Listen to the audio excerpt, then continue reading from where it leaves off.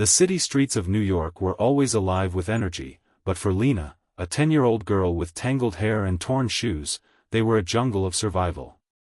Every day after school, if she made it, she'd roam the restaurant district near Central Park, not for coins, but for food. She wasn't a thief or a beggar. She was simply hungry, and too proud to plead. Most days, she'd wait by trash bins, hoping to find untouched leftovers. On this particular evening, she was drawn to a fancy outdoor restaurant lit with golden lamps. She kept to the shadows, clutching her tiny cloth bag, watching as wealthy families laughed over their meals. Then she noticed a table that felt different. A sharply dressed man, clearly powerful and rich, sat across from a pale, quiet boy. The man had the commanding air of someone used to being listened to. But the boy, his son, perhaps, sat perfectly still, eyes hollow, not even touching the food on his plate. Something about the boy felt familiar to Lena. That quiet sadness. That lost look. She hesitated, then stepped forward, her voice barely above a whisper. "Excuse me, sir." Mr. Grant looked up, surprised and visibly annoyed. "No handouts," he muttered. "I don't want money," she said quickly. "Just your leftovers." "I'm hungry." He raised a skeptical eyebrow. "And what do I get in return?" She looked at the silent boy and asked carefully. "If I make your son talk, will you give me the food?" He chuckled dryly, almost pitying her innocence. "He hasn't spoken in 2 years. Knock yourself out." Lena slid into the empty chair across from the boy. She didn't introduce herself. She didn't ask questions. Instead, she reached into her bag and pulled out a worn-out puppet she'd made from an old sock. It had button eyes, yarn for hair, and a crooked stitched-on smile. She called it Mr. Wiggles. She placed the puppet on the table and began speaking through it. "Hello. I'm Mr. Wiggles. I'm very shy. But today I met a boy who looks even sadder than me. Should I tell him a story?" She made the puppet dramatically nod. Evan didn't move, didn't blink. But he was watching. Lena continued, performing an absurd, clumsy story about Mr. Wiggles losing his shoe in a bowl of soup and trying to convince a dragon to eat carrots instead of socks. Her voice animated, her eyes twinkling. Then she made Mr. Wiggles trip off the table, landing headfirst on the floor. She gasped and whispered to the puppet, "Well, that was dramatic." And then, a sound. A giggle. Mr. Grant's eyes snapped to his son. Evan had his hand to his mouth, stifling a smile. Lena looked at the boy. "You think that was funny?" she asked gently. The boy didn't speak. But he nodded. Clearly. The CEO's fork clattered to his plate. "Oh my God," he whispered. For a moment, the world felt still. A father, frozen in awe. A hungry girl, smiling at the boy she'd just reached. And a boy who hadn't spoken in 2 years. Beginning to come back. Mr. Grant was still stunned when the waiter brought the check. He motioned to Lena and said quietly, "Bring her whatever she wants. Everything. Let her eat." Lena's eyes widened as plates of untouched steak, fries, and pasta were slid before her. She didn't ask questions, she dug in. But even as she devoured her food, she kept one eye on Evan. He watched her, curious now, even smiling.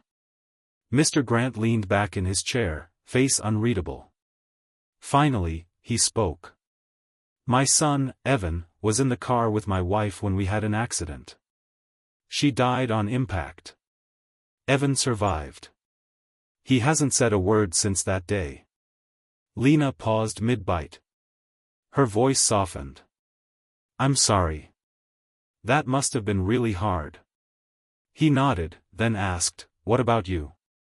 Where's your family?" "My parents died in a fire last year," she said quietly. "I live with my grandma now. She's sick. We don't have much food. That's why I'm here. She looked down, ashamed. I didn't mean to make a scene.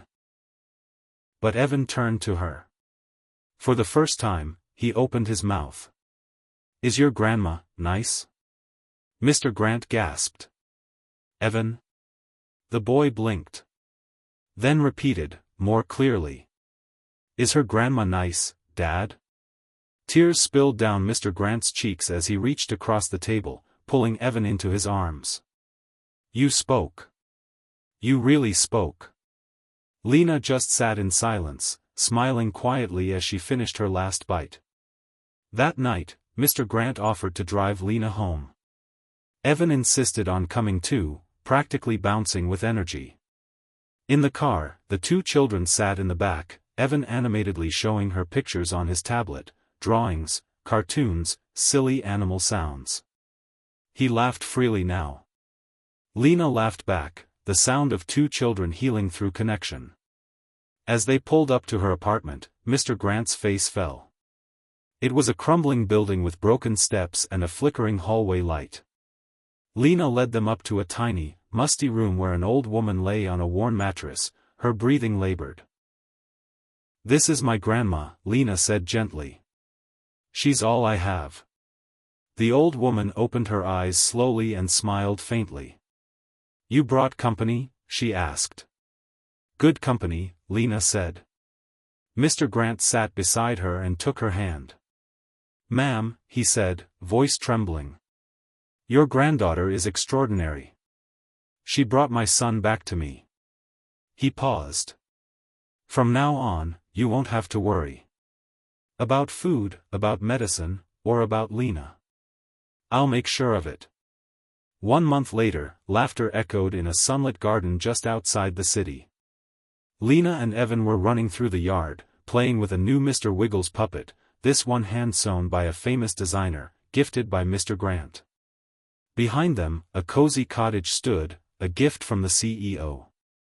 Lena and her grandmother now had a safe, warm place to live.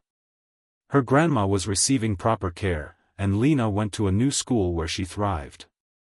Mr. Grant even set up a trust fund in her name. But the real gift was Evan. He had returned to the world. Talking, laughing, healing. He and Lena were now best friends. Every weekend they played in the backyard, discovering stories only children could tell. Inside, Mr. Grant watched through the window, his eyes damp with emotion. He turned to Lena's grandmother, who sat beside him sipping tea. She didn't just save my son, he said softly. She saved me, too. Reminded me what truly matters. The camera would fade on the image of two children playing under the summer sky, no longer broken, but whole. In a world often blinded by wealth, status, and silence, it took the courage of a hungry little girl with a tattered puppet to bring light back into a broken home. Lena didn't have riches. She didn't have power. All she had was a kind heart, a sharp mind, and the audacity to believe she could reach a boy no one else could. Her selfless act, born from desperation, not manipulation, became the key that unlocked not just a child's voice, but a grieving father's hardened heart. What began as a simple request for leftovers transformed into a chain of healing, generosity, and rediscovery of what truly matters in life. Mr. Grant, once emotionally distant and closed off, found redemption through the very person society might have overlooked, a poor girl with nothing to offer but love and laughter. Evan found his voice. Lena found a family. And a bond formed between strangers became something sacred. This story reminds us that kindness costs nothing, but it can change everything. We never know what someone is carrying in their silence. Sometimes, it takes just one brave voice to break through the darkness.